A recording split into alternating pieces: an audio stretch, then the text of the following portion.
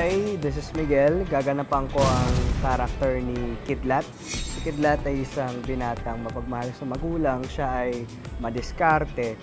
Kung i-describe ko siya, isa siyang maginoong medyo bastos kasi mabait si Kidlat pero may pagkapilyo siya. Mahilig siyang makisama pero at the same time medyo focus siya sa sarili niya eh. Kaya mataas ang pangarap ni Kidlat para sa sarili niya at maparaan sa buhay.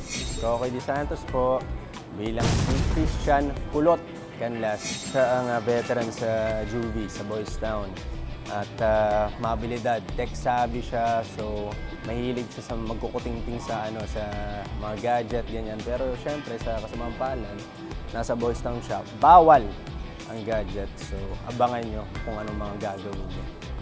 Hi guys, ako po si Bruce Rowland and ang character ko dito ay si Matos Victor. Anak siya sa Victor family and napakayaman ni Matos. Nahihirapan siya kasi sobrang yaman niya. May mga sarili siyang mga problema na hindi mo akalain kasi syempre ang dami niyang pera eh. Pero napakalalim din ng character ni Matos.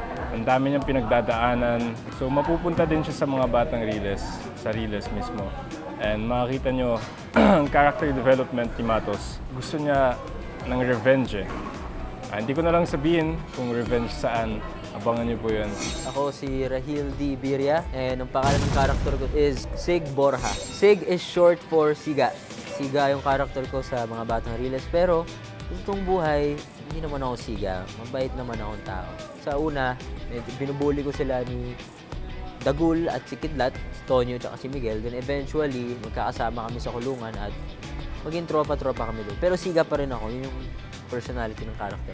My name is Antonio Benzon. Ginagampanan ko po as Dagul sa mga batang Riles. Siya po yung happy pill sa grupo. Siya po yung peacekeeper sa grupo. Gusto niya intact lahat. Very complex yung character niya kasi habang nagpa-vlog siya, prankster to si Dagul eh. So kapag nagpa-prank siya, pinapakita niya yung personality niya, yung happy niya, yung fun lang siya lagi. Pero kapag nasa loob siya ng bahay, iba na.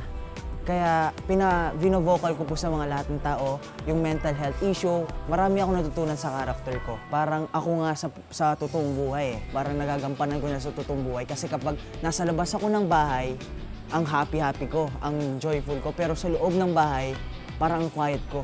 So, yun. I love Dagul as my character.